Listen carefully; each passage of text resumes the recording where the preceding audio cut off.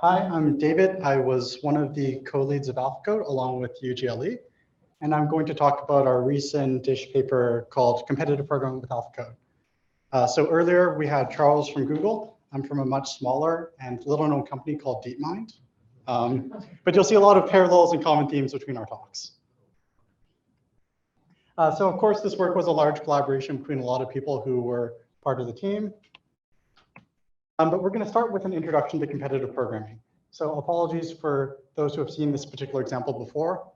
I think the other example we use would take like 3 times as long to explain. So hopefully you'll get something out of it anyway. So the description is the specification that we give to our humans or our agent. And the goal is to produce a program that fulfills this specification. So it's like a normal program synthesis type task. So the first thing you notice about this description is that it's quite long. So it's about a full page of text, and it goes through a lot of detail. It has multiple paragraphs, and this is very long compared to a lot of the specifications you might be used to dealing with. So the next thing to notice is that, of course, this is all natural language instead of any kind of more formal specification. So while this is unambiguous, and for almost all problems it's unambiguous, you still have to parse the language to figure out what you actually want to solve. So the specification is split into multiple parts. On the left, you see the natural language problem description, which is quite extended. Sometimes it's phrased in the form of a story. Sometimes it's not. Sometimes they try to hide what the actual problem is or hide what the solution could be. But there's generally a long natural language description of what the problem is. In the middle, there's the input and output specification. So in this case, the input says that the first line is the number of test cases. Then each test case is 2 lines, where the first line is the string that you want, and the second string is the string you want to go to. And on the right side, you have an example of an input and output example test case, and some notes explaining the test case. So in this case, the problem is to write a program that transforms one string to another by replacing any one of the keystrokes, any number of the keystrokes with backspace. So for example, you can see here in the example input, the first line says that there are 4 test cases. The first line of the first test case is A, B, A, B, A. And the second line of the first test case is B, A. So we want to transform A, B, A, B, A into B, A by replacing some of the keystrokes with backspace. And so for the first test case, you can do this just by replacing the first and last A's with backspace. The first A will remove the first A, and it will delete nothing because there's nothing to delete. And the last A, if you replace this with backspace, it'll both, instead of typing last A, it'll be nothing, but also your current string is BAB, of which you delete the most recent character, which is B, so you end up with BA. So there's the same total number of keystrokes, 5, but instead of pressing ABABA, you instead press backspace BAB, and if you test this on your keyboard, you'll notice that this is correctly BA. And since it is possible, you output yes. So you can think of various ways to solve this. The most naive way is to try every possible combination of backspaces and replace any of the letters with backspace.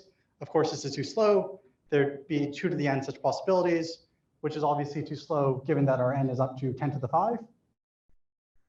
But you might notice that this problem has an optimal substructure where to see if you can replace a single string and get it to the final result, you can look at a prefix of this string instead. So I won't go into the full details of the solution here, but this is a dynamic programming solution that you can use to solve this in linear time.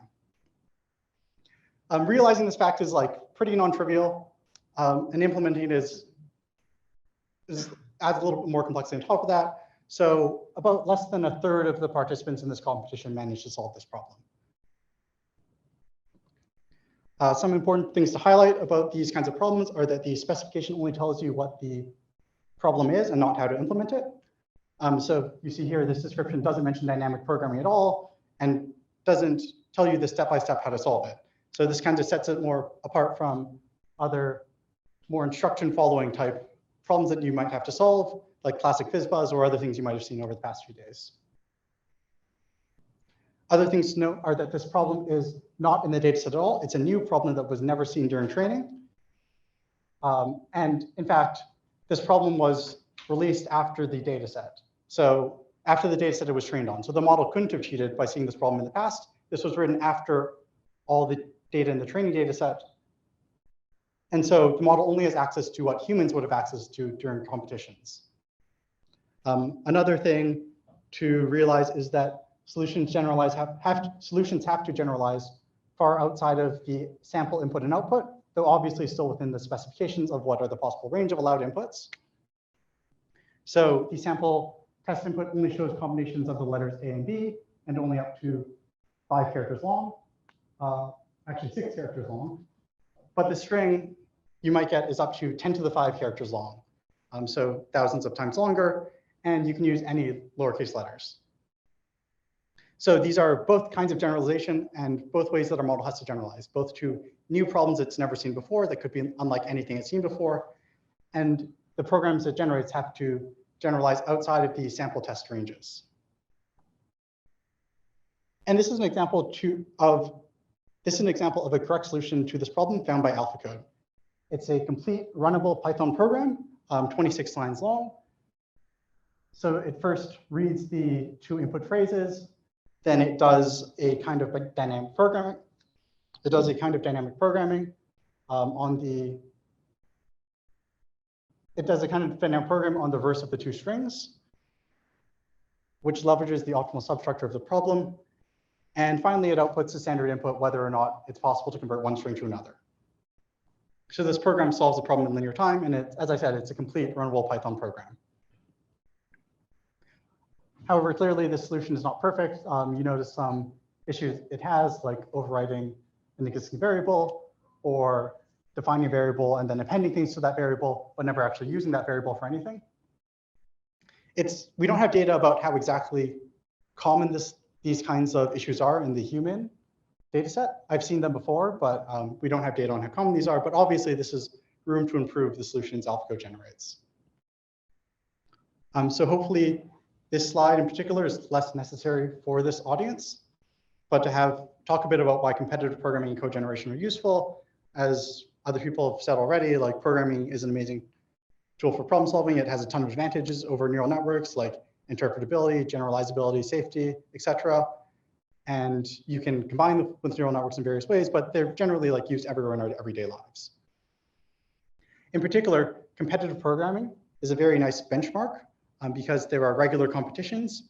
You can automatically verify if a solution is correct or not because you have these test cases that you can run against them. So you don't have to rely on human raters as you might for other domains or other problems. Every problem is held out because they're designed to be, because humans do these competitions. And if they weren't, then humans could just cheat and look at previous competitions. And this is also a well-known test of reasoning for humans. So we can compare directly against humans and know how good is our model. All of these make competitive programming a nice domain for doing research. And lastly, there's a lot of potential applications we could look at, and there's a potential to have a high impact if we improve on code generation with tools like Copilot that help programmers or open up programming to people who've never programmed before and making programming more accessible as a whole. So I'll go over the overall results before diving into details of how the model works. So first, you can see some examples of what the model works and what the model is and how it works on the website, along with seeing attention visualization. Though I don't think we've ever got any insights out of this visualization, and attention visualizations are always hard to interpret. So if you manage to figure out something out from this, that's amazing. There are a lot of pretty colors. But the model is an encoder-decoder transformer where the problem description is on the left, commented out to make it look slightly more like code, so our model is more okay with this rather than natural language, which would never appear naturally in a program. And then the model generates a solution token by token, autoregressively sampling from the decoder. We evaluated our best AlphaCode models on Codeforces, a popular online competitive programming platform with over 500,000 users. So we chose 10 consecutive recent contests with more than 5,000 participants and simulated how AlphaCode would have done on these competitions by running it offline after the fact. So the AlphaCode models achieved an average ranking of top 54.3% among all human participants, which is about average median human level. So you can see that table here with the results, with the 10 contests, along with how AlphaCode placed in each of these 10 contests. The maximum and minimum you don't have to worry about too much. It's based on the maximum and minimum possible time penalties because the contests penalize you if you submit late in the competition. So this is just showing if we submitted everything at the beginning versus everything at the end, how would we have done? But most of the time, humans tend to submit close to the beginning, and you can see here that the estimated is much closer to the maximum than the minimum. So we also use these results to compute a Codeforces ELO-like rating, which is 1,238, which is about within the top 28% of human participants who have been active in the last 6 months. Note that all of our training data was collected before these contests existed, so AlphaCode could not have cheated, as I mentioned before. So we don't really have much quantitatively about like how exactly good all these participants are, but here are a few more qualitative statements. So AlphaCode can fairly reliably solve the easiest 2 problems in the competitions out of around 5 problems given. So if you're familiar with Codeforces or have done competitions on it before, these are the A and B problems. It solves problems in about, on average, 2.4 submissions per problem, though most of the time when it solves a problem, it solves it in the first attempt. It can attempt a problem up to 10 times, so it can try 10 different solutions to a problem, which is chosen to be approximately comparable with the upper bound of human submissions, though of course the average is smaller, like I mentioned. We don't have hard data about how good these human participants are, but we did this within the AlphaCode team as a social, and we scored about the top 30%-ish of human participants. Most of us haven't done much competitive programming directly, but we've of course seen these problems before, so we have some idea of what these problems are. But this is just to show that it's not like all these participants in these competitions are complete novices.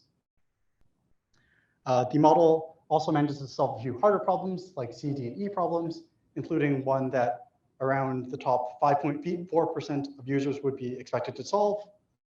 So overall, the model is quite good compared to where the state of the art was 1 or 2 years ago, but it's still quite far from top humans. And our results have surprised some people, including Mike, the founder of Codeforces, and a well-known competitive programming coach. So he said that the challenge of these problems is that you're not only required to implement an algorithm, but actually come up with a new algorithm to solve these problems. And that the fact that AlphaCode managed to do this is fairly surprising. And he pinned AlphaCode's performance at about the level of a promising new competitor, like a high school student or an undergrad who's been doing this for around a few months to a year. Of course, there are obvious caveats about these results. It's not like AlphaCode is an average human programmer, despite what the media would want you to believe. So competitive programming is obviously very different from real-world programming. I wish all my problems were as nicely laid out and self-contained and had known solutions like these problems are, but unfortunately that's not how programming works in the real world. And in the real world, you also have to deal with a lot of other concerns like very large systems, communications with other people, and so on. So while AlphaCode is very cool, it has average human level performance in a very, very restricted subset of programming that's particularly amenable to research. So now an overview of how AlphaCode works. So the approaches we took is kind of similar to what Charles mentioned earlier in his talk, where we threw away everything we knew about programming and blindly used large language models. So AlphaCode at a high level has 3 parts.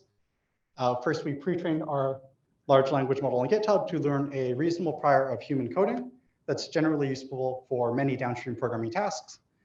Then we fine-tuned this pre-training model on a data set of competitive programming problems and solutions to specialize it on particularly programming problems. We created a new data set for this with existing sources and some new scraping. And it teaches our model, in addition to competitive programming, to adapt to our particular input format shown here, which the model has never seen before. So it's reasonably close to, we tried to make it like a comment, but of course the model has never seen this particular stuff before.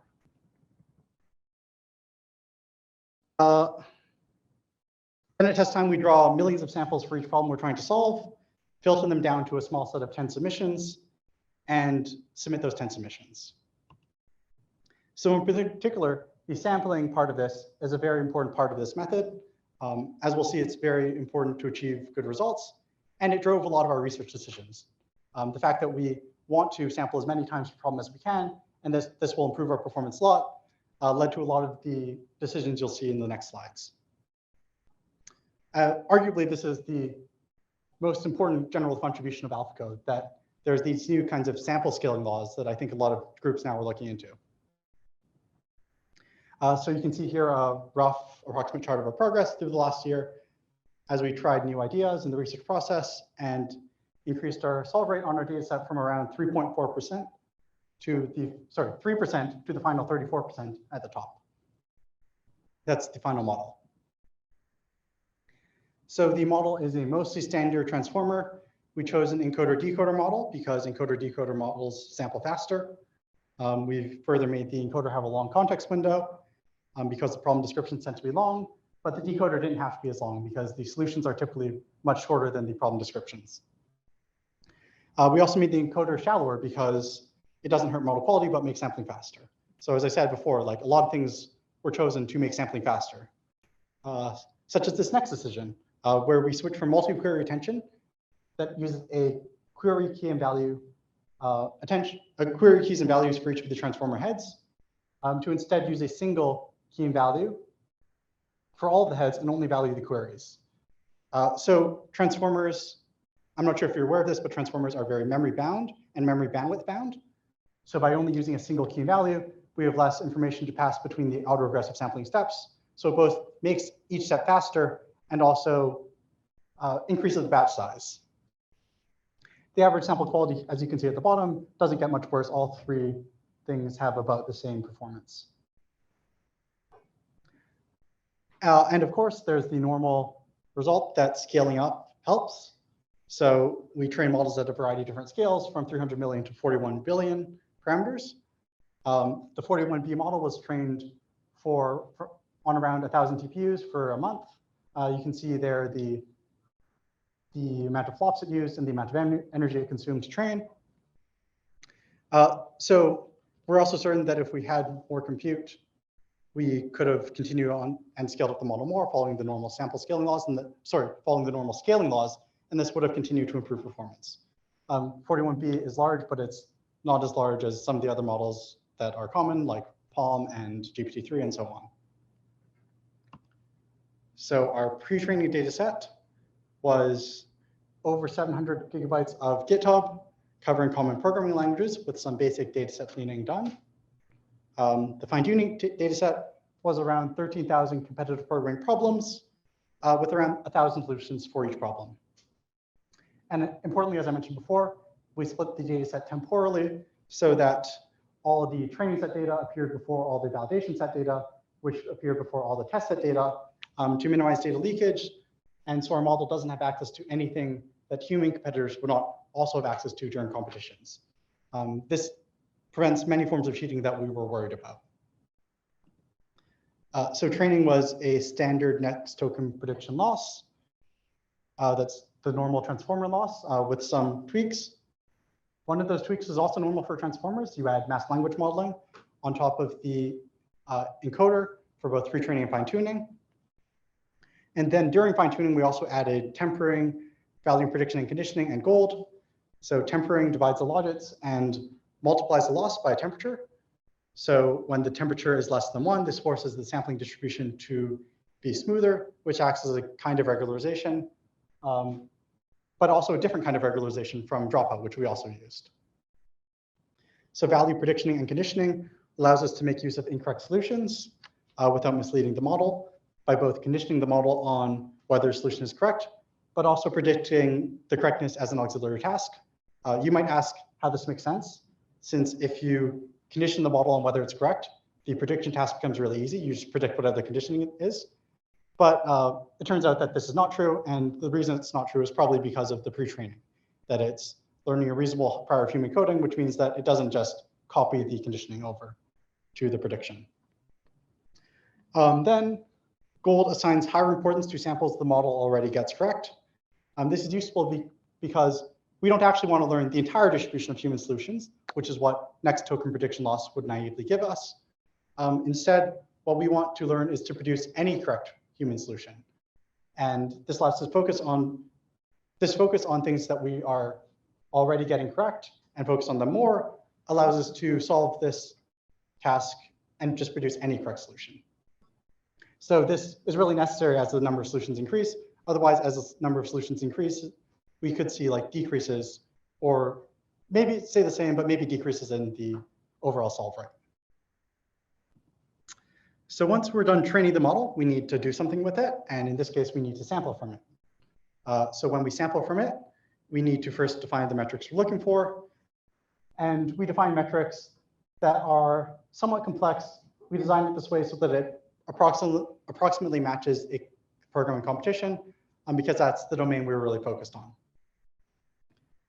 So the metric is that the model is allowed to make a maximum of 10 submissions per problem, chosen, as I mentioned before, to roughly match the number of solutions a human would make in these competitions. However, importantly, we don't put a limit on the number of samples a model can generate. We think this is like model thinking to itself, like of various ways it could solve the problem, just like humans think of many possible ways to solve a problem. And while the model arguably comes up with millions of times more different ways of solving the problem than humans would, it's all internal to the model. We only specify what is the interface between the model and the actual evaluation judging platform. So a model can generate as many submissions as it wants. It selects 10 of them to be the actual official submissions. And then a problem is solved if any one of these submissions is correct. And by correct, we mean it has to pass both the example test included in the problem description, but also, as I mentioned before, the held out hidden tests that are not visible to the competitors, that show a kind of generalization. It has to generalize far beyond the example test given in the description. So for comparing different models, we don't want to always draw infinite samples. Even DeepMind doesn't have that much compute. So we take a lower variance bootstrapped estimate of this called 10 at k, which is solve rate with 10 submissions from k samples. And this makes it easier to compare models during training. And we also have another metric called pass at k, which is solve rate with k samples. This is equivalently submitting every submission, so k at k, or perfectly selecting which samples to submit. So now that we've defined evaluation, we can talk about some properties we've observed. So not surprising, since we've seen it many times in the past. On the left, you can see a scaling curve in terms of the training compute. So it's we see the normal log scaling. As we increase the amount of training, the model performance improves, of course. But also on the right, you see the much more novel sampling scaling curves, where as you increase the amount of sampling done, the model solves more and more problems. And this is a very nice property, like that drove the decisions that I mentioned before, and also like gets us a lot of performance. So you can see that going from a single sample per problem to millions of samples per problem really gets us from 1 or 2% to like 25% or more.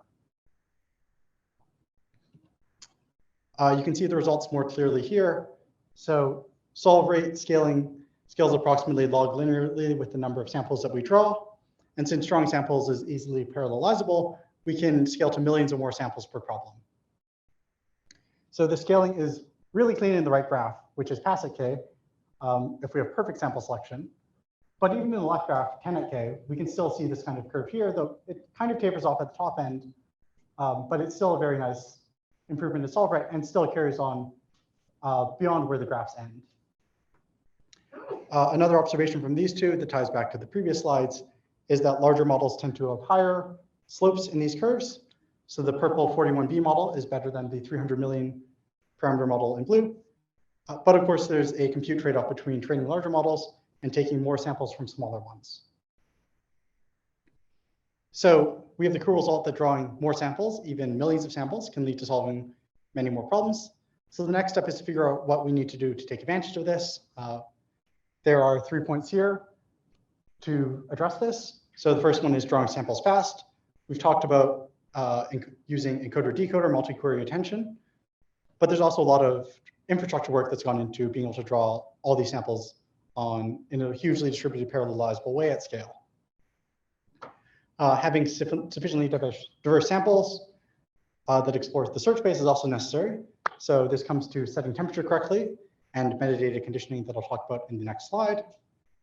And then once you have a lot of very diverse samples, you need to select the best ones to actually submit, because you can't submit millions of samples.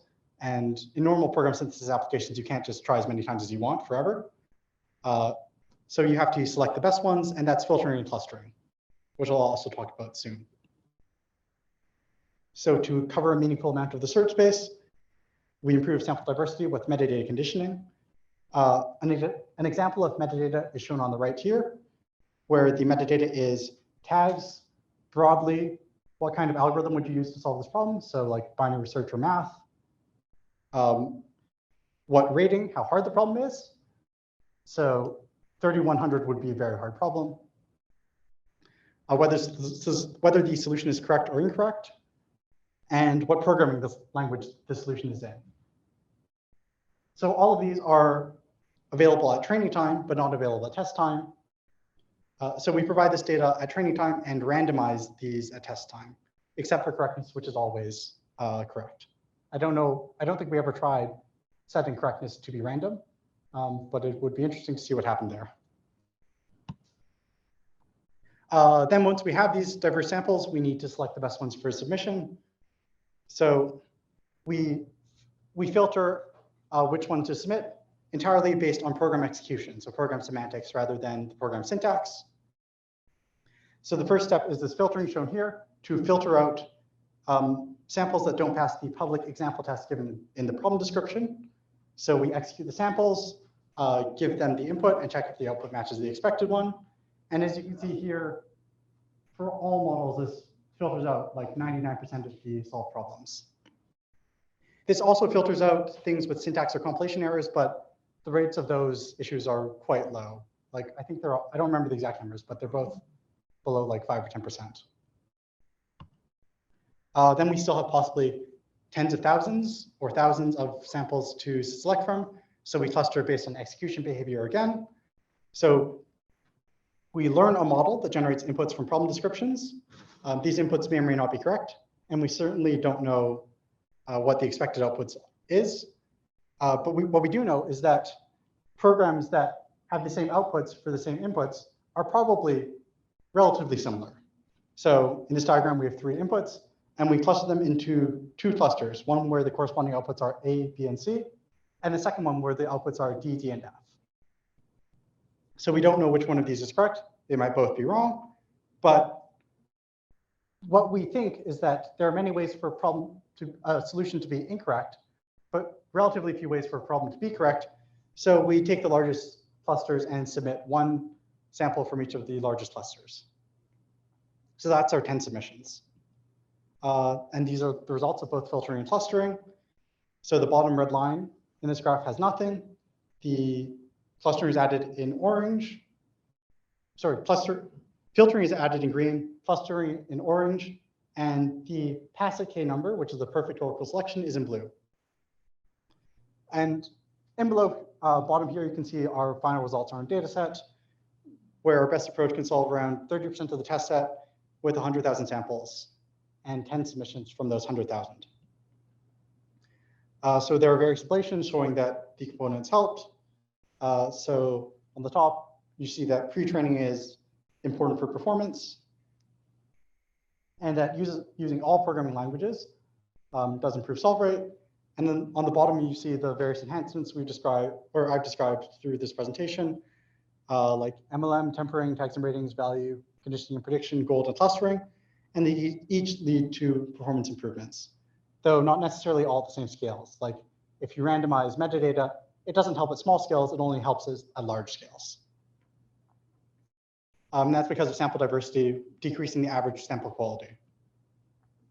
So an overall breakdown of improvements is that a base model can solve around 7% of the data set.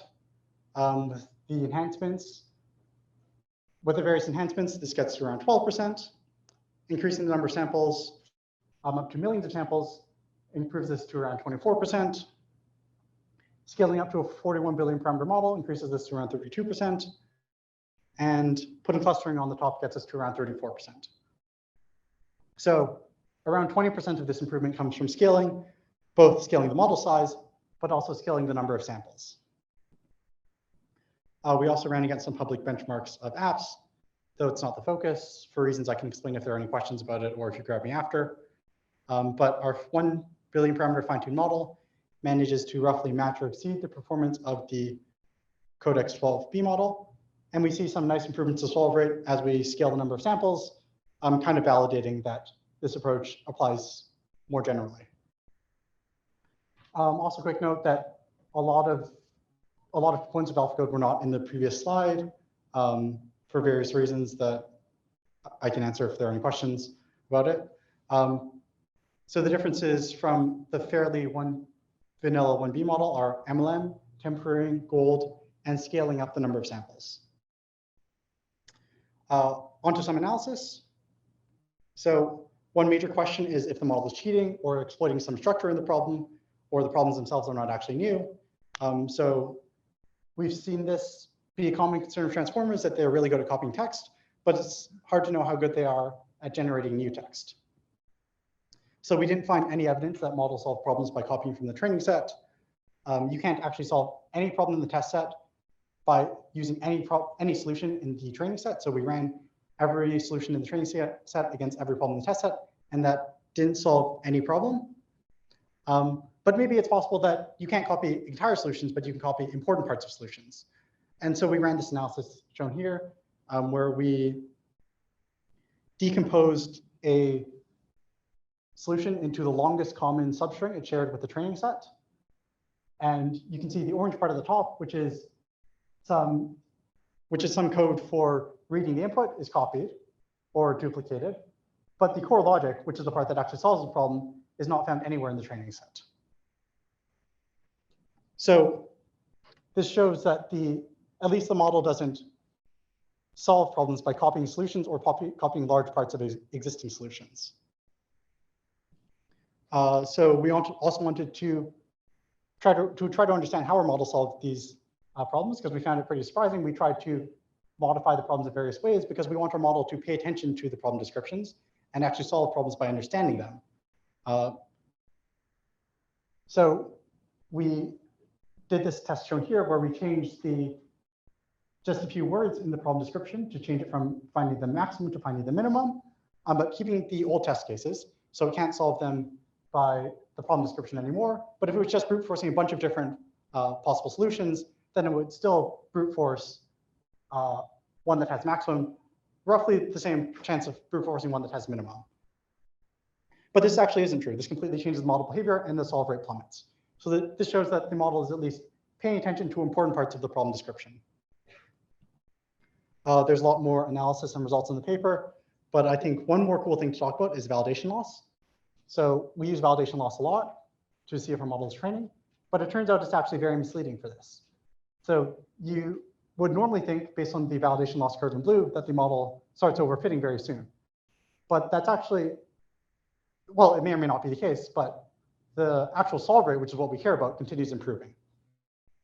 So this is a lesson more generally that to not treat validation loss as the be-all and end-all of metrics, and not use it to guide too much of your research, because it could be misleading if you have something that's downstream that you care more about. So I think this is very relevant to programs in particular.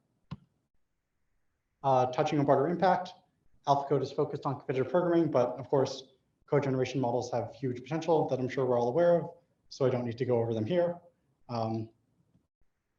And code generation models, as you're aware, have various upsides and downsides. A lot of them you're probably already aware of, like their code is more interpretable and generalizable, or at least it tends to be. But there are still normal concerns about bias, fairness, and representation when you use these large transformer language models, concerns about environmental impact, of course, and intellectual property. And there are a bunch of new risks that come up with code generation models, like security, automation, and advanced AI risks.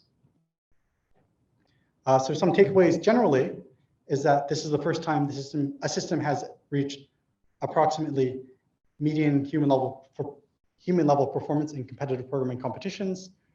Our overall method is to pre-train on a large corpus of code, fine-tune on a competitive programming data set, sample at massive scale, and then filter and cluster to a small select set of samples. So large-scale sampling, much more than any previous work, has been a key driver of performance, even though we only submit 10 samples. And our model seems to solve fully unseen problems. And by all the analysis we've done, it doesn't seem to be any shortcuts or cheats in order to solve these problems. I still don't personally really believe that the model solves everything legitimately, but based on all the evidence we haven't found any shortcuts it's taken. We also verified some known results, like transformers are cool, fine-tuning matters, and scaling model size matters. So a little bit more focus on takeaways for neurosymbolic programming. I'm putting this at the end, so if you kick me out based on this, that it's right at the end of the talk. So AlphaCode obviously has applications to trying to generate neurosymbolic programs. There's also the third point on the slide, that sampling and filtering is very powerful for programs. It's probably also applicable to other domains like natural language, but for programs, it's very obvious how you choose the best samples. You just write one test case for it, and that will filter out almost everything. But the second point is a much more philosophical one about scaling. It might turn out to be proven false in the future, but this is like what Charles talked about, the bitter lesson of scaling. So we've seen that many of the coolest results in AI have come from scaling and leveraging compute. This doesn't mean that everything needs to be run at these massive scales, or that like it's impossible to research at smaller scales, but it means that you may want to consider how well what you're trying to do scales. So simple problems and ideas can solve, simple ideas and approaches can solve really complex problems. We've tried many more complex ideas. Some of them are listed here, like Scratchpad, editing, RL, program semantics, using AST information, and so on. But they turned out to either not be necessary or they didn't show any improvement over the baseline.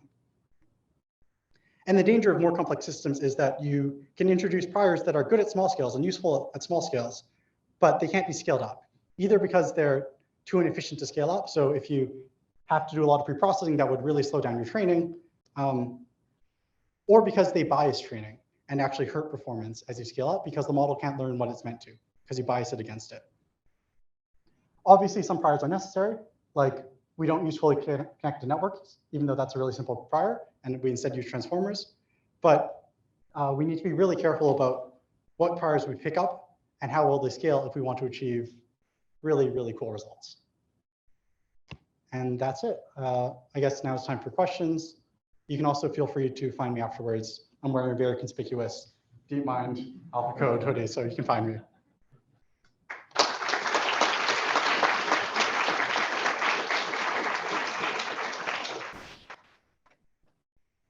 Questions?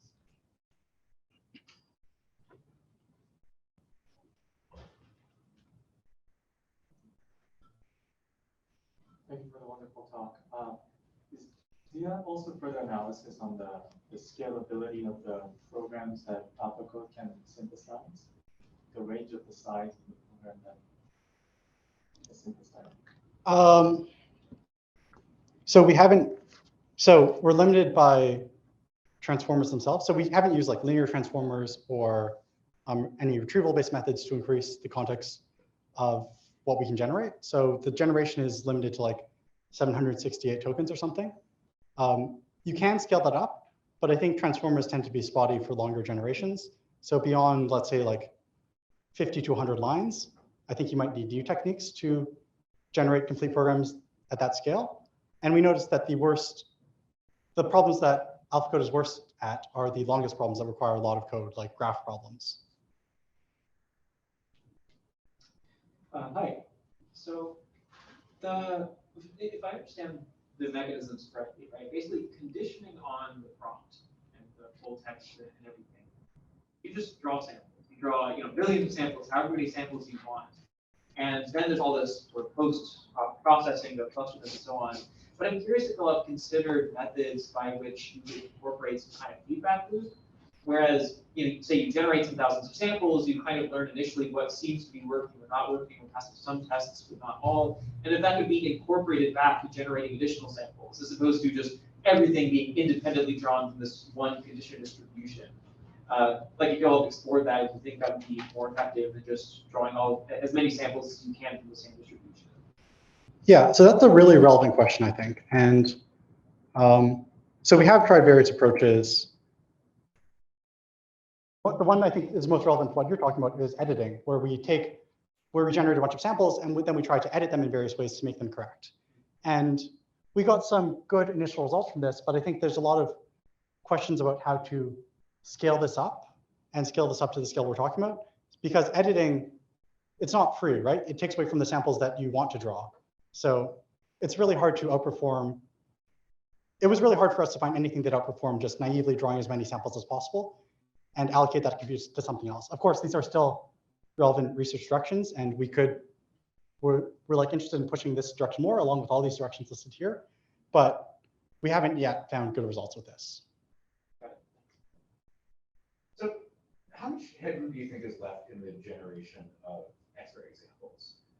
The sort of clustering procedure where you run a bunch of programs, you get a set of candidates, like different ways of interpreting the initial specification and then use them subsequently with those.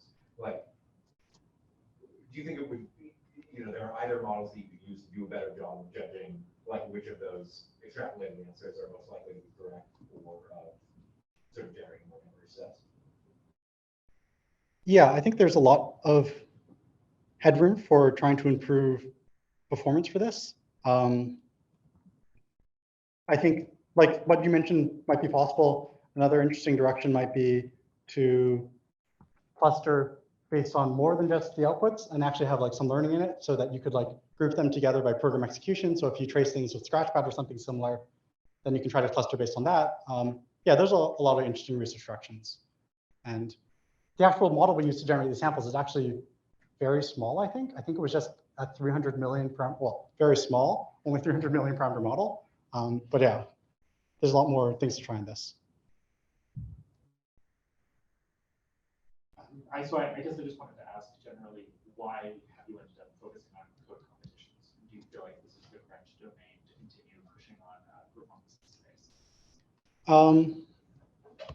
I think this is kind of related to this slide about why competitive programming. So, and I think this ties into a slightly more philosophical point about why grand challenges in general and why to focus on grand challenges for research. And I personally really like focusing on them. The main reason for me is that these are not synthetic tasks. So I think a concern I have with synthetic tasks that people write themselves is that this doesn't really test the aspects of human reasoning that we really care about. And they might have problems or might have issues or it might be possible to take shortcuts. Whereas if you take a problem that exists in the real world that humans have been doing for a long time, you know that this tests reasoning that we as humans really care about and think is important for intelligence.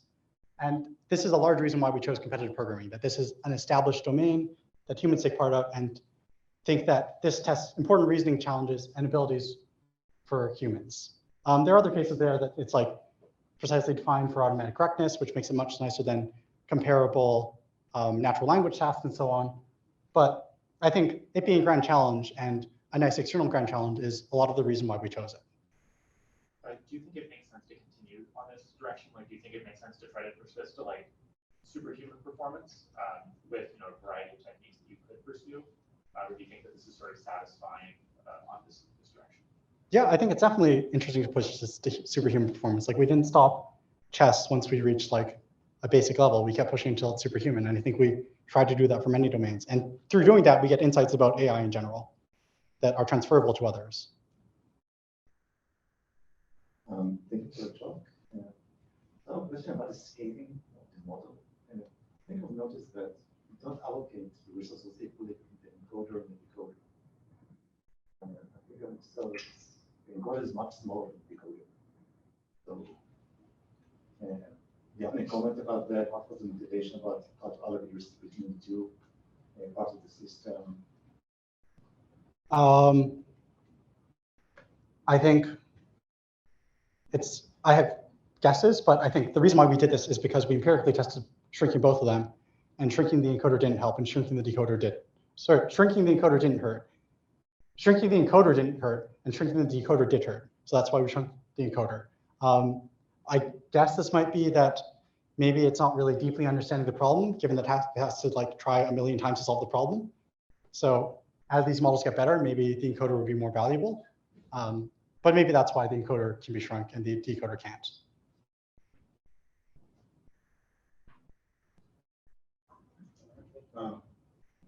Hi. So I've got two questions. The first is, so when I program, I think when most people program, we execute the program either mentally or explicitly in a REPL. And so have you seen any evidence that AlphaCode internally executes the code that it generates? And if not, can you think of some kind of experiment that would test that? I mean, we've tried various approaches to learning program semantics. They didn't seem to help very much. I think that for learning the output of a program given the input, as we've seen, is a really hard problem, and it's hard to get much headway on this. I think one evidence that this is hard is that it's really hard to judge whether a program is correct or not. So the reason why RL failed is that we can learn a good value function for new solutions, but it's really hard to learn a value function for new problems. And that is that if we learn a value function on our training set and then try to generalize it to a new solution, it like manages to get really good accuracy. But if you give it an entirely new problem from the validation set, its value function is very bad for that, like maybe like a few % more than random chance. And I think this shows that this shows kind of what you said, that like judging whether a solution is correct or not is very hard. And understanding what the output is also very hard. So quick follow-on, well, not really follow-on, separate question. Yep. So like, when I program, like intuitively I think about, like I don't necessarily have an explicit goal of what I'm trying to do. Like I figure out the task as I'm programming. Like I'm sure when you program AlphaCode, you didn't have an explicit goal. And so can you think about like what would it take to build a system that can determine its own kind of programming goals? Determine its own programming goals? Well, in the sense like without like having an explicit definition, maybe like a very partial goal of what it's trying to do and figure out the lower level internal objectives. I think that, sure, you could train systems to do that. I think that you could train it on a lot of data set we have available. Like you could try to predict various parts of, like there's a GitHub data set with change lists, I think, or something. And you could try to train off that from like an unspecified high level description of something, and the model has to figure out its own goals internally somehow along the way. And yeah, that's an interesting direction to go on. So it seems that there's like two parts to solving the competitive programming problem. You need to come up with an algorithm and implement it. Do you get the sense that AlphaCode, in a bunch of cases, like coming up with the correct algorithm, but just implementing it wrongly? It's hard to tell, but I think almost all the cases I've seen, it's that it's not coming up with the correct algorithm. It implements algorithms fine. Well, it's hard to tell because I haven't looked at all the samples, and I especially haven't looked at samples which don't pass the example test. But generally, it's that it's fine at implementing things. It's just hard to come up with the correct solution. And I think that's where you'd expect it to be, or you'd expect it to fall flat in the actual reasoning part of it, rather than given this is exactly how to solve the problem, implement it. Wait. So my question is not just related to AlphaCode, but like large language models in general. Like, where do you now use like the more efficient variants of transformers that does not like quadratically depend on the input length? Like, does that like, I mean, like in theory, like those papers have shown that they can do as good as like the normal transformer by using much less memory. So why not use that? We have tried various ones of these at different points. Actually, I don't think specifically the AlphaCode team, I don't think we specifically have tried it, but I think we tried it within DeepMind. And a lot of the time they don't seem to help with longer context lengths. So what you want is not necessarily have a long context length in and of itself. You could do that with an RNN if you wanted to. What you actually want is to have a longer, better temporally consistent generation. And for this, we haven't, of the things we've tried, we haven't found something that performs very well. Okay. And you mentioned that like having an encoder sort of like speeds up sampling. How does that work? Like, Sorry, could you repeat the question? you mentioned like instead of having like just a decoder-based transformer, having encoder-decoder kind of speeds up sampling. The sampling is normal for an encoder-decoder model, where you just feed the description into the encoder, and then you auto-regressively sample from the decoder using the cached attention states from the encoder at every step. It's fairly normal auto-regressive sampling from the decoder. All right, thank you. Hey, yeah, a couple questions. First, I didn't quite catch how different programming languages are handled. Like, do you train separately for, say, Python solutions versus C++ solution? No, we actually can't see it in this one. Well, okay. You can see it in this. So we trained in all languages at once. We commented out differently. So in Python, we use pound signs, and in C++ we use slashes. But we train it in all languages, and we just specify the language through languages Python 3 in this. Did you evaluate the difference if you train a language-specific model? Yes, that is here. Okay. Yeah. And how would you expect it to compare? Like, would you expect it to translate well for, say, your improving languages like Lean or Pop? Or functional languages in general? I think this would work okay. I think we've seen that when training a transformer, even if the pre-trained data set is a completely different distribution from anything in the fine-tuning data set, it still helps. So this would probably still help. And it would probably be better pre-trained on code than it would on pure natural language. So yeah, it'd probably transfer. I'm not sure. I don't know enough about the syntax of Lean in particular to know how big the overlap is exactly, but functional programming languages would probably be fine. But there's no work applying this to populated improvement?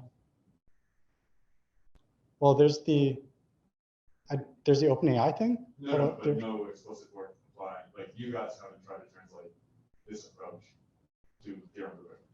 We have not publicly done anything on theorem proving.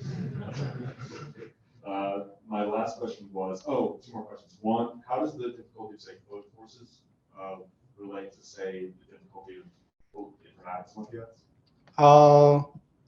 Codeforces within the community is generally where the top programmers participate in. It's like probably the most prominent. Now there's some competitors, but it's where most of the best programmers compete. IOI is specifically targeted towards like high school students. Yeah. Probably the upper end of Codeforces is much harder. I don't know what the lower end of IOI would be. But. And lastly, for the cluster or the filter, have you seen any correlation between just the simple like size or length of the program with performance? So actually for a long time, the best value function we had is based on the length of the program, where shorter programs are more likely to solve the problem.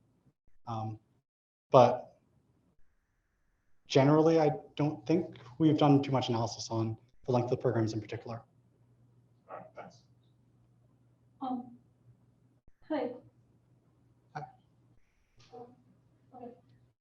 So the 34% of the past cases are the synthesized programs that fall into the time limit of the Codeforces questions, I assume. So did you analyze the synthesized programs that give, say, they are correct, but they fall into the time limit exceeded cases? Yeah, we did do that. And especially for our data set, we have an issue with what we call slow positives, which is, as you mentioned, where the solution is correct, it's just too algorithmically inefficient to solve the problem. And we have around 40% of the solutions we generate for the data set are slow positives. And they're really common and much easier to generate because you don't have to worry. Like you could brute force this problem with the algorithm I mentioned before, where you just try every possibility, and that would be correct to just be too slow. We didn't do that for the actual Codeforces evaluation where we submitted to the website because they would run exhaustively on all their tests. But so this doesn't apply to that domain. But yeah, it's very common for AlphaCode to come up with slow solutions because they're just much easier conceptually. Thank you. So we're going to take 2 more questions. Obviously, David is available afterwards. Hi. So it seems like a lot of the challenge is in getting the algorithm, not so much the syntax of the code itself. And it also seems like perhaps when humans are trying to program something to solve a problem, like we come up with the algorithm first and maybe even write it like in pseudocode or in natural language before trying to implement it in the programming language that we're using. So I wonder if it would be either an easier or equally challenging problem to try to first generate the pseudocode in natural language before the actual code, like I said, intermediary step, or if that's something that, yeah, I'd just like to hear your thoughts on that. Yeah, I think those approaches are interesting. They're kind of related to like Scratchpad type approaches and so on. During the project, we tried a lot of different ideas, and we just, if an approach didn't seem like it was showing good results, like within the first weeks or months, we would discard it because we would try to solve the final goal of reaching human level performance in competitive programming problems. So there are a lot of things we tried, and this is like one of them that we tried a little bit. We didn't see immediate good results, so we moved on to other things. And I think that a lot of these are still very interesting ideas, and maybe would show amazing results if we pushed harder. We just didn't have time to do it, unfortunately. Okay, well, let's thank David.